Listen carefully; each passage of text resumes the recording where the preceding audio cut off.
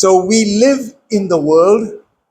We live in the world, but we are not of the world, right? We live in the world, but we are not of the world. We're not of the world. Because we have been called out of the world. We have been set apart. We have been given all these amazing promises, all these blessings, all this protection, all this comfort, right? So how can we be part of the world? But very often in my own life, I have drifted and fallen into the world. So we live in the world, but we are not of the world. We're not of the world. As 2 Corinthians 5:20 says, we are therefore Christ's ambassadors, as though God were making his appeal through us. That's what an ambassador is, right? An ambassador is somebody who represents a foreign country in another place. And so we are Christ's ambassadors in this world. So very often I ask myself, am I a Christ ambassador in the way I speak, in the way I treat others?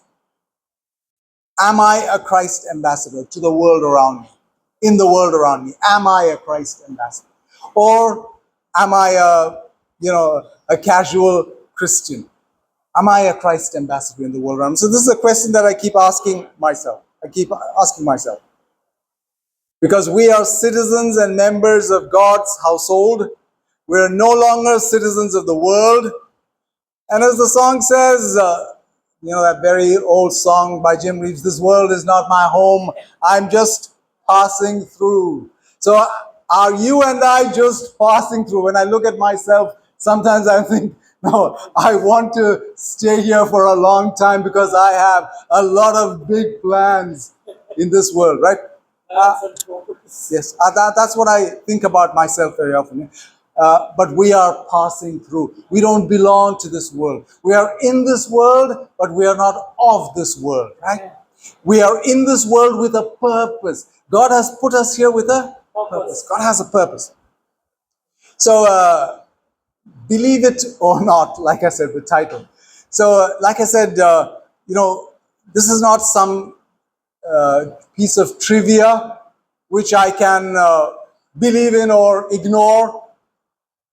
Ripley's Believe It or Not is like that. It's just a piece of interesting trivia. I can believe it or I can ignore it. It doesn't change anything in my life. It doesn't change anything in my life, right? But if I ignore God's plan and God's wishes for me, I am going to suffer terrible loss. Terrible loss. Terrible loss. So I need to understand that. Believing is what triggers or what activates the hand of God. Believing, faith.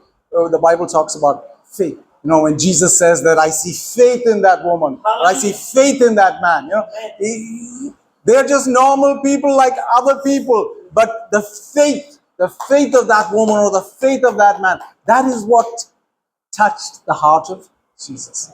And that is what will touch the heart of Jesus in our case as well.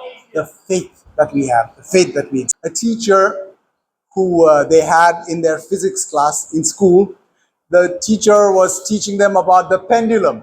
We know what the pendulum is, right? It swings from side to side. And so he hangs a rope and he attaches the weight to it and he swings it from side to side on the board. And he takes it to one side and he releases it. And then when it swings back, it'll stop just before the point from which it departed. It won't swing all the way back to that point. It'll stop just before that. And then it'll swing once again, and also on this side, it'll stop just before that. And then the next swing will be just before the previous one, and just before. So that's how a pendulum functions, a normal pendulum. I'm not talking about the clock's pendulum, right? That's how a normal, because it diminishes. The swing diminishes. And so this is the law of the pendulum. And so he says, now, this is the law of the pendulum. Do you all understand and do you all believe in the law of the pendulum? And all the students say, yes, we do. We all understand it. And then he says, come on with me. And he takes them into a big hall and he attaches a rope to the ceiling and he attaches a 100-pound weight to the rope. And then he asks one of the students to come and sit on this side, and he takes the pendulum and he moves it right next to his face. He holds it next to his face and he releases it. Now we all know, according to the law of the pendulum, that the pendulum can never strike his face. It cannot. It will stop before it reaches its face. It has to, right? So now the boy, when he saw this 100-pound weight, he got a little worried. I mean, we all know how pendulums work. But then, and so the teacher comes to this right next to where he sits. He holds his weight and he releases it. And it swings all the way there. And then it starts swinging back. So everybody knows the law of the pendulum. But this boy who is sitting there, he sees this 100-pound weight swinging towards his head. And he jumps out of the chair and he runs. He cannot remain sitting. So thinking that you believe and feeling that you believe and understanding that you believe and actually believing are two different things, right? So what the belief, the real belief that we have is what touches the heart of God. That's what touches the heart of God.